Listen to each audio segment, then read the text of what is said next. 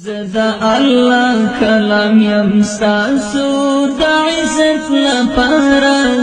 د خدای له لورې یم راغلی هدایت لپاره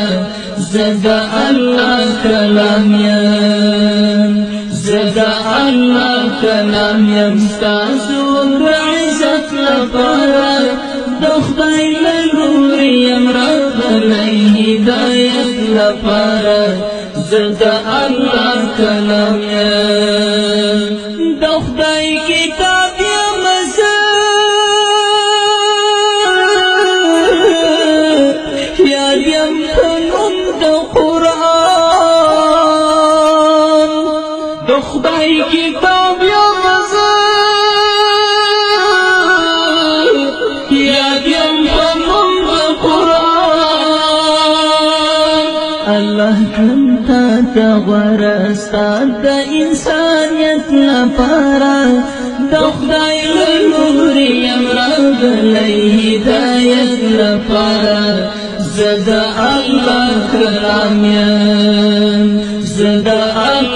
کلام یم ستاسو د عزت لپاره د خدای له لورې یم راغلی هدایت لپاره زدا الله کلام یم ما تلاوت کړه ګورا زما احترام وکړه ډېر ما تلاوت کړه ګورا زما احترام وکړه بیا بدی اومنما تا د صداقت لپاره د خدای له لورې یم راغلی هدایت لپاره زه د الله کلام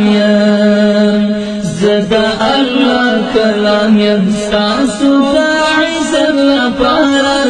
د خدای له لورې یم راغلی هدایت لپاره زدا الله کلام یم زما سره مینا کوه زما په لار درومه زما سره مینا کوه زما په لار درومه ځان دې تیار کړه ګوره خدای د عبادت لپاره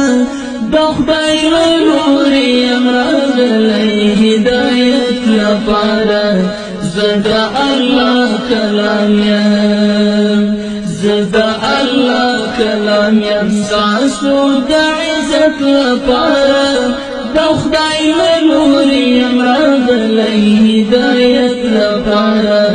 زه د الله کلام یم زما به حکمونه مني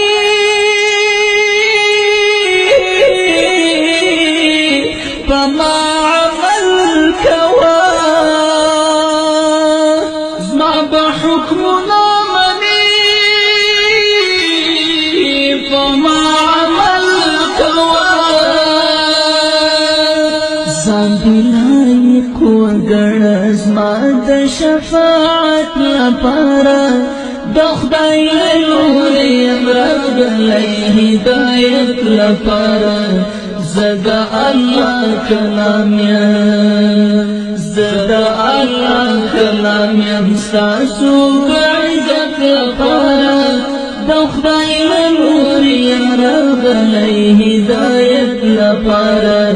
زه د الله کلام یم خیر خواه فکر کوه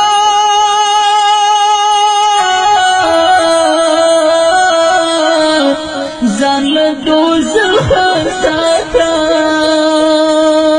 خیر خواه فکر کوه ځان له دوزخه ساته تقوا اختیار کړه ګوره ځان کړه د جنت لپاره دخدای نور یم راغلی هدایت لپاره زدا الله کلام یم تقوا اختیار کړه ځان کړه د جنت لپاره دخدای نور یم راغلی هدایت لپاره زدا الله کلام یم زدا الله کلام یم ستاسو د عزت لپاره